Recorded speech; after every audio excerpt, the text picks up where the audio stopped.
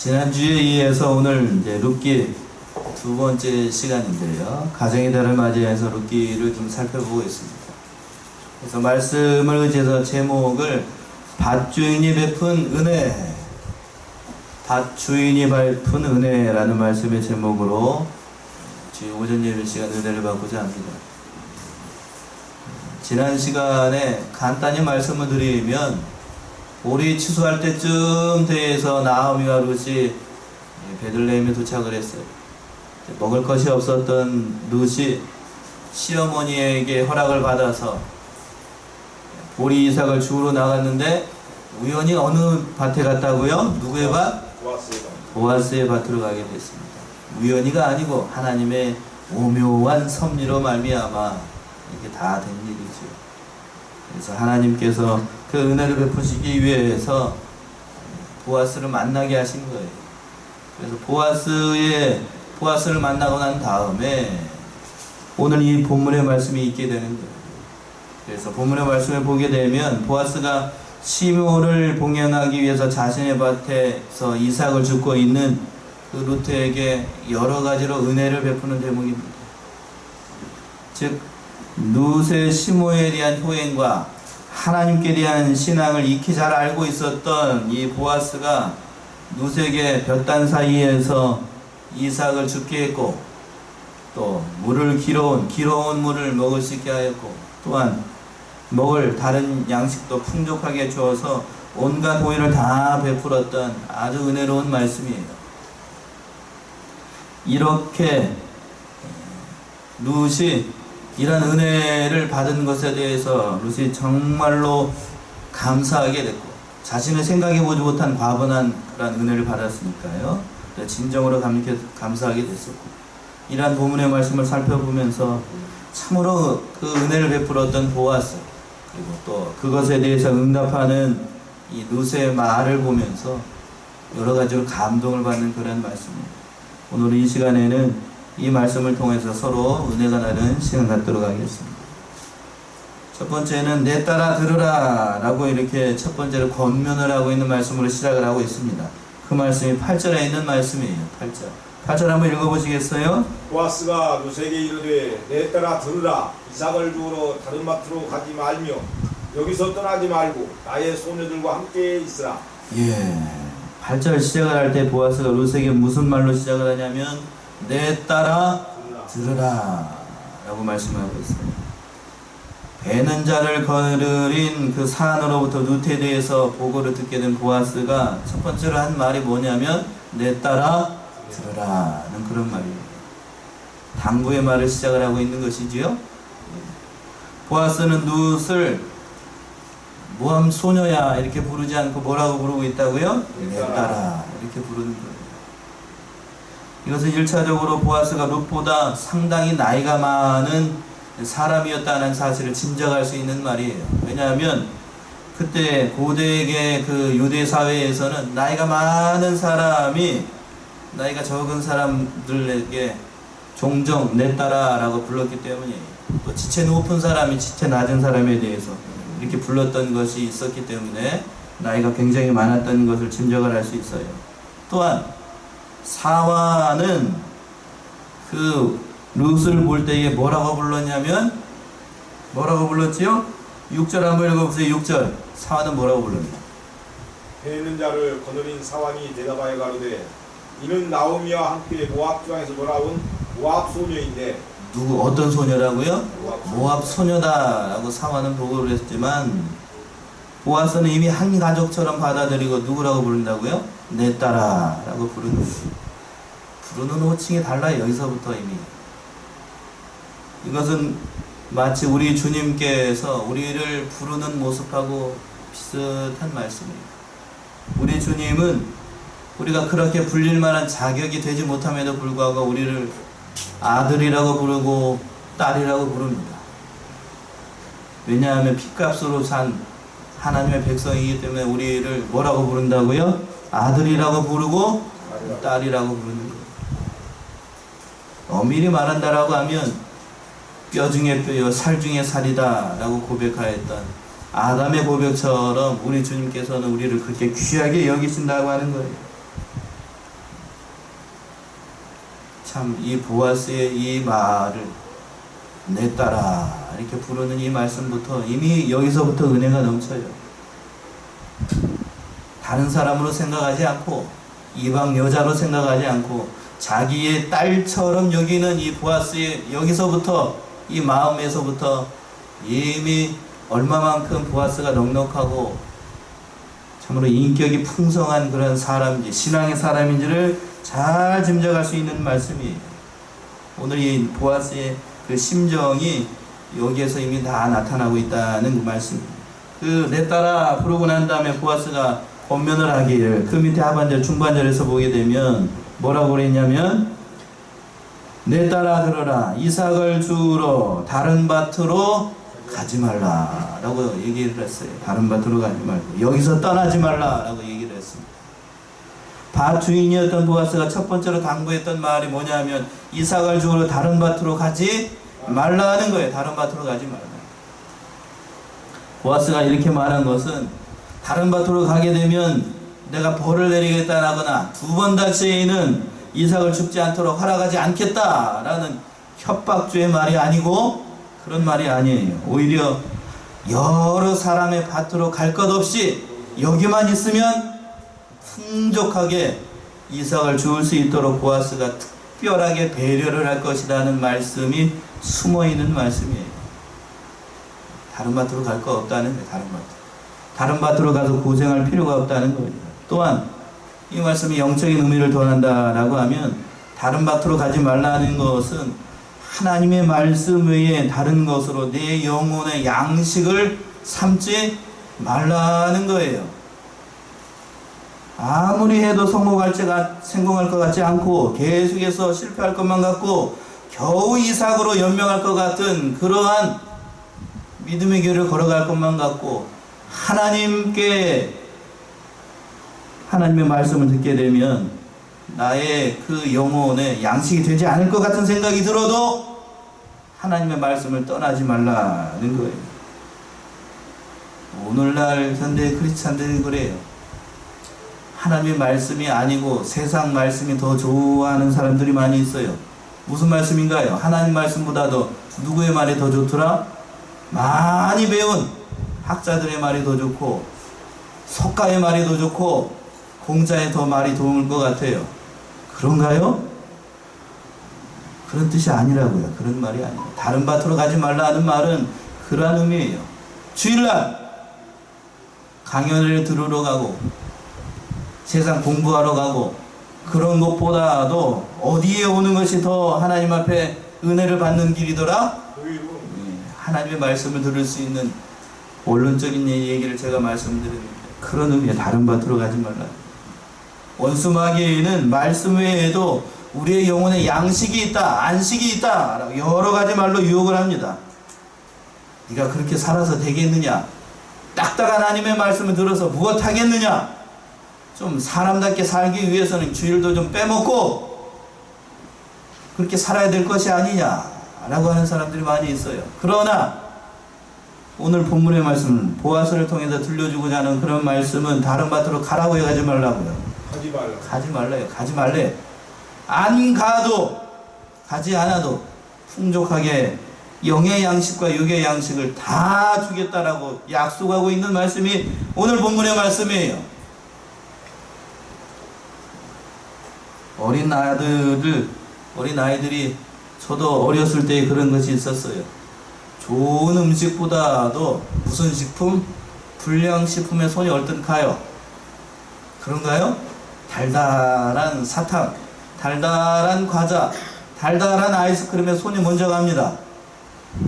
그거 먹고 이 안 닦으면 어떻게 되죠? 다 썩어요. 이 썩는지도 모르고 계속해서 빨고 하면 그 썩어요. 세상 양식 달달하니 먹기 좋지요. 계속 먹으면 뭐 어떻게 된다고? 우리 영혼이 어떻게 돼? 썩어. 썩는 줄도 모르고 그거 계속 먹으면 나중에 다 우리 어디 가는지 몰라요. 어디 갈지. 그 말씀이 다른 밭으로 가지 말라는 그런 뜻이에요. 두 번째는 뭐라고 당부를 했냐면 그 8절 하반절에서 보게 되면 나의 누구와 함께 있으라? 소녀들과 함께 있으라는 거예요. 소녀들과 함께 있으라. 또 9절 한번 읽어보세요. 9절 상반절 한번 읽어보시겠어요? 그들의 베는 밭을 보고 그들을 따르라. 내가 그 소년들에게 명하여 너를 건드리지 말라 하였느니라. 예, 거기까지요. 그리고 난 다음에 보아스가 소녀들과 함께 있으라 라고 말을 했습니다. 소녀들. 이 말씀의 뜻이 뭘까요? 이 소녀들을 따라서 뒤에 가서 이제 이미 말씀을 하고 있지만 볕단 사이에서 이삭을 죽도록 보아스가 특별한 배려를 한 겁니다. 특별한 배려. 그러니까 이런 영적인 의미를 더한다라고 하면 이 소녀들과 함께 있으라 라고 하는 거는 그 믿음의 길을 걸어가는 것이 예수 그리스도를 믿고 믿음의 길을 걸어가는 것이 참으로 힘들고 고되다는 거예요. 그렇기 때문에 예배 드리고 예배 한 시간 드리고 노라리 가르고 불장 보고 그런 사람들이 많이 있어요. 왜냐하면 하나님의 말씀대로 하게 되면 나에게 뭐가 될 것 같아요? 손해가 날 것 같거든요. 성경 말씀대로 하게 되면 십자가의 그 길을 가는 것이 만만하지 않아요. 그래서 생명길을 걸어가게 되면 좁고 협잡해서 찾는 사람이 많다고요, 적다고요? 적어요. 그러니까 한 발은 어느 길 가고 하나님 말씀 따르고 한 발은 어느 길 따르고 세상 길을 따릅니다. 오늘날 현대 그리스도인들이 그런 사람들이 너무나도 많아요. 두 번째 당부하고 있기를 보아스가 얘기하고 있는 것은 나의 소녀들과 함께 있으래. 소녀들. 쉽게 말씀을 드리면 양문교회 성도님들과 어떻게 있으라고요? 같이 믿음의 길을 걸어가라는 거예요. 믿음의 길을 걸어가라. 예나 지금이나 생명의 길, 그 길은 찾는 사람들이 그렇게 많지 않아요. 얼마나 적었으면 예수님께서도 그 산상수훈의 말씀에서 얘기했지요. 생명길 나의 길을 가는 자들은 많다고 적더라? 적다 하는 거예요. 그러니까 그 믿음의 길을 걸어서 그 소녀들을 떠나지 말고 그 말씀의 길을 걸어가라 라고 두 번째로 당부를 하고 있습니다. 세 번째 보아스가 당부하고 있는 말씀은 배려인데요. 9절 하반절에서 보시게 되면 상반절에 보시면 내 소년들에게 명하여 너를 어떻게 하지 말라고 그랬다고요? 건드리지 말라 라고 당부했어요. 건드리지 말라. 보아스는 루세게 그의 소녀들에게 밀착하여서 딱 붙어가지고 이삭을 주울 수 있도록 특별한 배려를 했고 또 소년들에게는 그 여자를 어떻게 하지 말라고요? 건드리지 말라고 했어요. 개혁성경의 번역이 이 번역이 참 잘 된 것 같은데 젊은 과부댁이야. 젊은 과부댁. 지금이나 옛날이나 사람은 비슷하더라 아니면 다르더라? 비슷하더라. 젊은 과부댁이에요. 젊은 과부댁. 그것도 말도 잘 어눌한 어느 나라 여자? 모함 여자예요. 우리나라로 얘기하면 쉽게 얘기하면 저 태국이나 저기에서 그 시어머니 따라와가지고 갓 시집 온 청성 가부댁이에요. 그런 사람들 마음 잘못 먹으면 어떻게 하기 쉽죠? 어떻게 해버리고 싶어. 이렇게 표현해서 지금 쥐를 나부터 이런 얘기를 해서 그런데 요 말씀이 그거예요. 어떻게 하지 말라고? 건드리지 말라는 거예요. 건드리지 말라. 그 말이에요. 그 말. 그러니까 낯선 이방 여자였던 모함 그 여자였던 이 룻이 든든한 보호자도 없고 과부댁이기 때문에 함부로 대하기가 쉽다고. 그러니까 보아스가 엄히 명령을 한 거예요. 함부로 건드리지 말라. 이렇게 엄히 명령을 한 겁니다. 참으로 룻을 살뜰하게 보살피는 아주 섬세하게 보살피는 이 보아스의 마음을 헤아릴 수 있는 거란 말씀입니다. 함부로 대하지 말라고. 함부로 대하지. 그리고 여기서 끝나지 않아요. 마지막으로 그 9절 다시 한번 읽어보세요. 여기서 끝나지 않습니다. 보아스의 배려가 그들의 베는 밭을 보고 그들을 따르라. 내가 그 소년들에게 명하여 너를 건드리지 말라 하였느니라. 목이 마르거든 그릇에 가서 소년들의 길어온 것을 마실지니라. 예, 목이 마르거든 소년들의 길어온 것. 소년들이 길어온 것 뭘까요? 제가 지금 마셨던 거 물을 얘기를 하는 거예요. 그러니까 보아스의 배려가 여기서 멈추지 않은 거예요. 건드리지 말라는 것은 끝난 것이 아니고 이 이삭을 줍다가 보리 이삭을 주술 때가 좀 요맘때예요. 요맘때. 그렇지요? 요맘때쯤 밭에 나가서 일해 보셨어요? 이삭 주우려고 일해 보시면 한낮에 일하게 되면은 목이 대단히 말라요. 더군다나 유대 나라는 대단히 가문 기후예요. 그러니까 이삭을 죽다가 목마르게 되면 물을 먹어야 돼요. 그런데 룻이 그럴 형편이 아니었어요. 그럴 정신이 아니었다고요. 먹을 것이 없었기 때문에 동네 우물가 가서 물을 떠와야 되는데 룻이 물을 떠왔다 떠오지 않았다? 떠오지 않았어요. 그럴 정신이 없었어요. 그러니까 보아스가 이렇게 살펴봤어요. 나이 먹은 지극히 먹은 아버지 뻘 되는 사람이 딸 같은 룻을 딱 보니까 물통이 없어요. 물통이. 목마르니까 일하다가 목마르게 되면 물을 먹으러 어디까지 가야 돼? 동네 우물가까지 가야 돼. 그러면 일하는데 막대한 지장이 있을까요? 없을까요?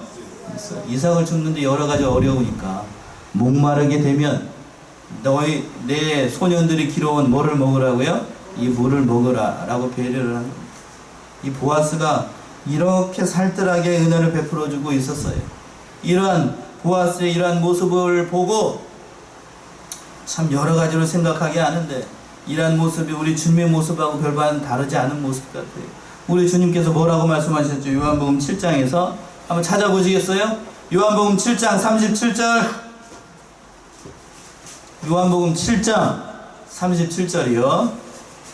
명절 끝날 곧 큰날에 예수께서 서서 일성하사대 누구든지 목마르거든 내게로 와서 마시라. 예, 명절 끝날 곧 큰 날에 예수께서 서서 외쳐가라사대 누구든지 목마르거든 누게로 와라? 내게로 와서 마시라 라고 말씀했습니다. 예수님께서는 목마른 영혼들, 갈급한 영혼들, 그러한 모든 사람들은 아무든지 자신에게 와서 예수께 와서 그 목마름을 해결하라는 거예요. 일하다가 룻이 목이 마르게 되면 그 생명수 되는 예수 그리스도에게 와서 그 모든 은혜를 구하고 그 영혼을 만족해 하고 힘을 얻어서 모든 일을 잘 감당하도록 보아스가 이러한 은혜를 룻에게 베풀었던 거예요. 이러한 은혜를 베푼 것을 보고 룻이 대답을 합니다. 그 말씀이 10절에 있는 말씀이에요. 10절 한번 읽어보시겠어요? 룻이 땅에 엎드려 절하며 그에게 이르되 나는 이방 여인이어들 당신이 어찌하여 내게 은혜를 베푸시며 나를 돌아보시나이까. 예. 룻이 땅에 엎드려서 절했습니다. 이 엎드려서 절했다라고 하는 거는 신분이 낮은 사람이 신분이 높은 사람한테 절하는 그런 말씀이기도 하고, 또한 다른 한편으로 보게 되면 이 룻이 보아스가 베풀어 준 이 은혜가 너무나도 감사했기 때문에 감사를 진정으로 표하는 겁니다. 그리고 다른 한편으로 보게 되면 이때의 룻이 굉장히 놀라고 당황하고 있다는 사실을 잘 살펴볼 수 있는 말이에요. 이 룻이 했던 이 말씀 속에서 이미 다 알 수 있어요. 적잖이 당황을 했어요. 적잖이. 한번 10절 한번 다시 한번 보시겠어요? 룻이 땅에 엎드려 절하며 그에게 이르되 나는 어느 여자라고요? 이방 여자이거늘. 이방 여인이거늘. 이 말은 나는 모함 여자입니다. 귀하게 볼 만한 그런 여자가 되지 못합니다. 자신은 나는 참으로 볼품이 없는 여자다 라는 뜻이에요. 또 끝에 그 하반절에 뭐라고 되어 있냐면 당신이 어찌하여 내게 은혜를 베푸시며 나를 돌아보시나이까. 이 룻의 이 물은 뭐겠어요? 나는 이러한 은혜를 받을 만한 그런 사람이 되지 못하고 또 이스라엘 땅에 와서 이러한 은혜를 받아본 적이 있었다는 얘기일까요? 없었다는 얘기일까요? 없었다는 얘기예요. 자신을 돌아보는 사람이 지금까지 없었는데 지금 보아스 당신이 나에게 이러한 은혜를 베풀고 나를 돌아보는 것에 대해서 너무나도 감사했기 때문에 룻이 보아스에게 이렇게 물어봤던 거예요. 어찌하여 나에게 이러한 은혜를 베푸십니까? 라고 물어봤어요. 그랬더니 룻의 물음에 대해서 보아스가 대답을 합니다. 아주 멋지게 대답을 합니다. 그 말씀이 오늘 말씀의 하이라이트지요. 11절과 12절에 나와 있는데 먼저 한번 11절 한번 읽어보시겠어요? 11절. 보아스가 그에게 대답하여 가로되 내 남편이 죽은 후로 네가 시모에게 행한 모든 것과 네 부모와 고국을 떠나 전에 알지 못하던 백성에게로 온 일이 내게 분명히 들렸느니라. 예. 여호와께서 내 한 일에 부응하기를 원한다라고 이제 보아스가 얘기를 하는 건데, 이러한 은혜를 베푸는 이유를 두 가지를 얘기를 한 거예요. 첫 번째는 11절에서 보시면 보아스가 그에게 대답하여 가로되 내 남편이 죽은 후로 네가 시모에게 행한 모든 일, 남편이 죽은 다음에 시어머니 나오미를 봉양하기 위해서 했던 모든 일을 보아스가 분명히 들었다라고 하는 거예요. 보통 남편이 살아있을 때에는 시어머니에게 하는 것 같이 합니다. 여러분들도 그러신가요? 남편이 그것도 살아있을 때 어떻게 되어 있을 때? 살아있을 때예요. 죽고 난 다음에 시모가 다 죽었어요. 죽고 난 다음에도 거기다가 남편이 죽었어요. 죽고 난 다음에도 시어머니 봉양해야 될까? 보통 어떻게 되죠? 보통 그렇지 않아요. 사람들 재가를 하거나 딴 집으로 가거나 아니면 밤에 몰래 어떻게 하거나 도망가거나 둘 중에 하나지요. 이 루처럼 하는 사람 많지 않다고요. 남편이 살아있을 때예요. 그것도. 그런데 이 오늘 본문의 말씀에서 보게 되면 롯은 남편이 죽고 시어머니가 살아있고 자신은 40이나 50이쯤 돼가지고 이제 살 날이 얼마 남지 않은 그런 때라고 하면 얘기가 다른데, 롯은 제가 봤을 때에는 20대였던 것 같아요. 20대. 아주 젊은 과부댁이 앞길이 뭐 같은? 부말리 같은 그러한 창창한 나이에 과부댁이 돼가지고 이 시어머니 한 사람, 그것도 뭐라도 좀 오늘날로 얘기하면 가지고 있는 재산이라도 좀 많으면은 좀 어떻게 해보겠는데, 돌아가시고 나면 그 가지고 있는 재산이 죽게 되니까 누구 거 되죠? 자기 거 되니까 어떻게 해보겠는데, 지금 그런 것도 없어. 그마저도 없어. 아무것도 없는 늙은 시어머니 한 사람 봉양하려고 여기까지 온 거예요. 그걸 들었다는 거예요. 그걸. 그리고 지금 그 늙은 시어머니를 봉양하기 위해서 이삭을 죽으려 나온 이것을 봤을 때에 참으로 가력하기 때문에 보아스가 이렇게 얘기를 하는 거예요. 또 그 밑에 두 번째 얘기를 하고 있는 11절 하반절에요. 다시 한번 보시면 보아스가 그에게 대답하여 가로되 내 남편이 죽은 후로 네가 시모에게 행한 모든 일과 네 부모와 고국을 떠나 전에 알지 못하던 백성에게로 온 일이 내게 분명히 들렸느니라. 이 시어머니 나오미를 따라오기 위해서는 정들었던 부모를 떠나야 돼요. 자기를 낳아준 부모를 떠나야 돼요.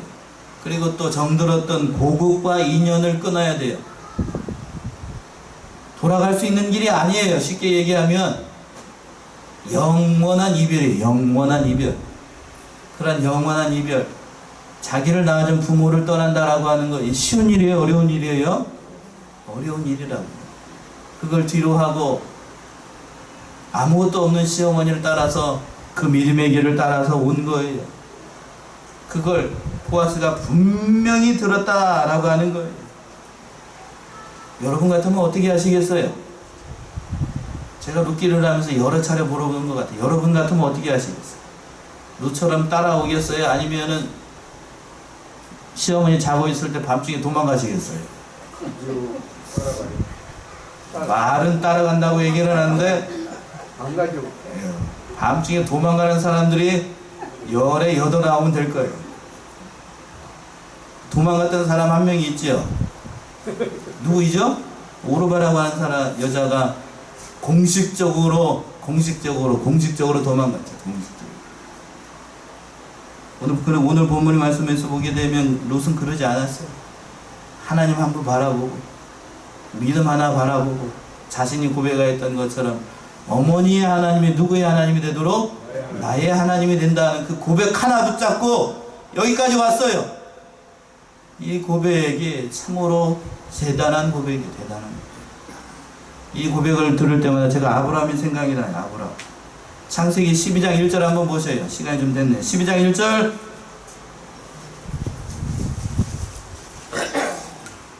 창세기 12장 1절이요. 여호와께서 아브라함에게 이르시되 너는 너의 붓고 친척 아비집을 예, 여러분들이 잘 아는 말씀이죠. 그리고 목사님들이 신앙을 권면을 할 때 하는 말이에요. 12장 1절 다시 한번 보시면 여호와께서 누구에게 나타나셨어요? 아브라함에게 이르시되 너는 너의 본토 친척 아베집을 떠나 내가 내게 지시할 땅으로 가라 라고 말씀했어요. 여기서 우리가 주목해야 되는 것은 뭐냐면 하나님께서 아브라함을 부르실 때 이걸 신학적으로 소명이라고 얘기를 하는데, 아브라함은 누구의 명령을 받고? 하나님의 명령을 받고 본토 친척 아베집을 떠나서 갔어요. 그런데 오늘 본문의 말씀에서 룻은 하나님을 만난 적이 있다 없다?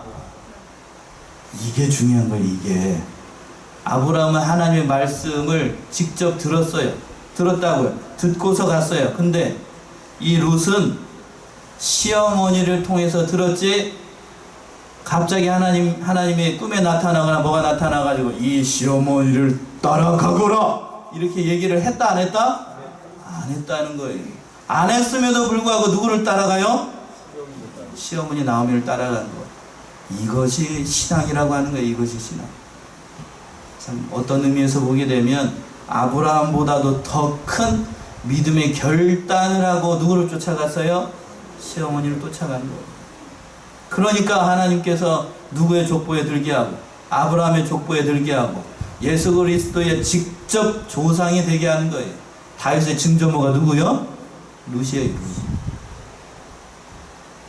하나님께서 이러한 은혜를 베풀어 주신 거예요. 믿음의 결단을 하자 하나님께서 이렇게 말할 수 없는 은혜를 베풀어 주셨답니다. 그래서 또 12절 보에스의 말이 계속해서 이어지네. 12절 읽어보세요. 여호와께서 네 행한 일을 보응하시기를 원하며 이스라엘의 하나님 여호와께서 그 날개 아래 보호를 받으러 온 네게 온전한 상 주시기를 원하노라. 예.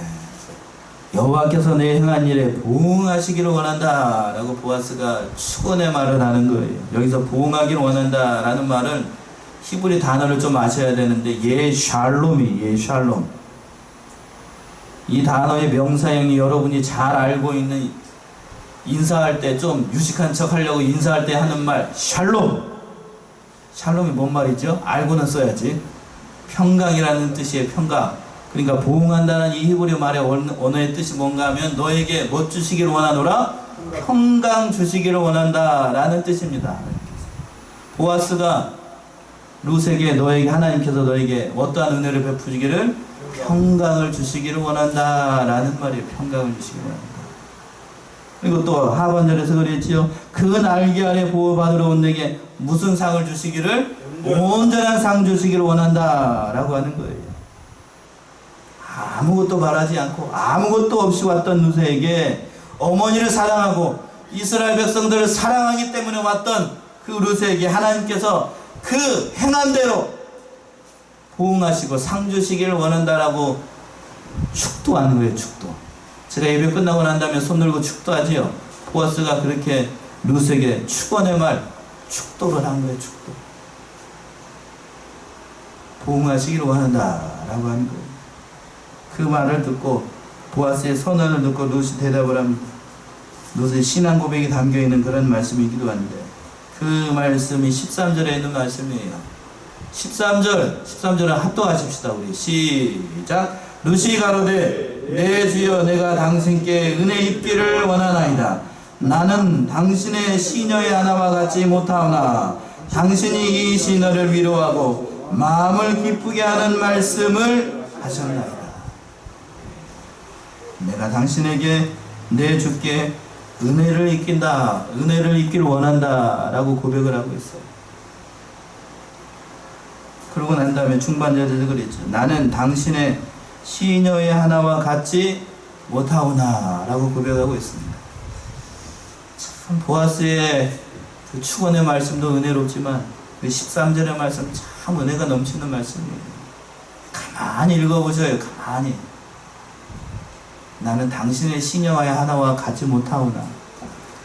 이 룻의 신앙과 인격이 고스란히 드러나는 그런 말씀이에요. 참 겸손하고 참 복받을 만한 인격을 갖춘 그런 사람이라는 것을 짐작할 수 있는 말씀이지요. 얼마나 이 은혜로운 사람이고 나는 그런 사람이 되지 못합니다. 그러한 은혜를 받을 사람이 되지 못합니다. 라는 뜻이에요. 자, 우리 믿음의 사람들의 그 믿음의 형편이 어때야 되는가 하는 사실을 잘 보여주는 말씀이에요. 룻이 고백했던 것처럼 육신적으로 봤을 때에는 룻이 과부이고 모압 소녀이고 이방 여자이고 아무런 볼품이 없는 여자이지만, 그러나 믿음의 눈으로 봤을 때에는 이 여자가 세상에 어떠한 여자보다도 가장 아름다운 지금 고백을 하고 있는 거예요. 제가 룻기를 좋아하는 이유를 알겠지요. 참 믿음에 있어서 여러 가지를 본받을 만한 그런 신앙의 사람이라고 하는 거예요. 그리고 고백을 하고를 또 연연서 당신이 이 시녀를 위로하고 치고 마음을 기쁘시게 하는 말을 하셨나이다. 이스라엘 땅에 와서 보아스를 통해서 처음으로 룻이 마음의 위로를 받았어요. 뭐의 위로를 받았다고요? 마음의 위로를 받는 말을 들은 거예요. 믿음 하나를 보고 여기까지 왔더니 참으로 하나님께서 은혜로운 말씀을 하시는 거예요. 보아스는 예수 그리스도를 상징하는 거예요. 곧 예수님께서 이렇게 얘기를 하시는 거예요. 예수님께서 11절처럼 얘기를 하는 거예요. 다시 한번 볼까요? 11절 12절. 보아스가 그에게 대답하여 가로되 내 남편이 죽은 후로 내가 시므에게 행한 모든 일과 내 부모와 고국을 떠나 전에 알지 못하던 백성에게로 온 일이 내게 분명히 들렸느니라. 여호와께서 내 행한 일에 부응하시기를 원하며 이스라엘의 하나님 여호와께서 그 날개 아래 보호 받으러 온 내게 온전한 상 주시기를 원하노라 라고 얘기를 하는 거예요. 룻의 마음을 위로하고 기쁘게 하는 그러한 말을 하는 거예요. 이스라엘에 와서 이 룻은 처음으로 위로받는 그러한 시간이에요. 믿었던 남편이 죽고 그 남편으로부터 듣지 못하였던 말을 참으로 남편이 되는 그 하나님으로부터 이런 위로의 말을 듣는 거예요. 얼마나 은혜로운 시간이었겠어요. 그때 그 모든 슬픔과 한숨과 탄식과 그 모든 눈물들이 다 씻어지는 그런 시간이에요. 하나님으로부터 우리가 이러한 말을 듣는다라고 하면 참으로 은혜가 되겠지요. 내가 너의 눈물을 알고 탄식을 알고 한숨을 알고 괴로움을 알고 이 모든 것을 아노라 라고 말을 들었을 때 이보다 더 위로가 되는 말씀이 어디 있겠어요. 그런 고백을 듣고 룻이 마지막으로 고백을 하는 거예요. 내 주여 내가 당신께 뭐를 입기를 원하나이다? 은혜 입기를 원하나이다 라고 고백을 하는 거예요. 사랑하는 양문의 성도님들이 이 말씀을 통해서 우리가 좀 은혜를 좀 받으셔야 되겠어요. 가정의 달을 맞이하여서 밭주인이 베푼 은혜라는 말씀으로 전했습니다. 참으로 이 말씀 룻기는 4장밖에 안 되는 짧은 성경이에요. 몇 장이나 된다고요? 4장이에요. 4장. 마음만 먹으면 주일에 몇 번도 읽을 수 있다? 금요 예배 때 나오신 분들은 알 수 있어요. 마음만 먹으면 몇 번도 읽을 수 있다? 주일날 10번도 읽을 수 있는 말씀이 이 룻기의 말씀입니다. 짧은 말씀이지만 그러나 하나님의 오묘한 섭리 그리고 그 믿음 하나만 가지고 하나님을 따랐을 때 어떠한 복이 예비되어 있는가 하는 사실이 잘 기록되어 있는 말씀이 무슨 성경이요? 룻기입니다. 오늘 이 말씀을 통해서 아무리 어렵고 힘들고 괴로운 인생사 모든 문제들을 만난다 할지라도 누구만 바라보고 나아가게 되면 하나님만 바라보고 믿음의 길을 걸어가게 되면 하나님께서 반드시 우리에게 복을 예비해 주셨다. 예비하지 않으셨다? 복을 예비해 주셨다는 말씀입니다. 그러니까 그 믿음 하나만 바라보고 나아가게 되면 하나님께서 반드시 복을 주십니다. 믿으시나요? 그 믿음의 길을 걸어나가고 믿음으로 승리해 나가며 하나님을 기쁘시게 하고 모든 복을 누려 나가시는 저와 여러분들이 다 되시기 바랍니다. 기도하겠습니다.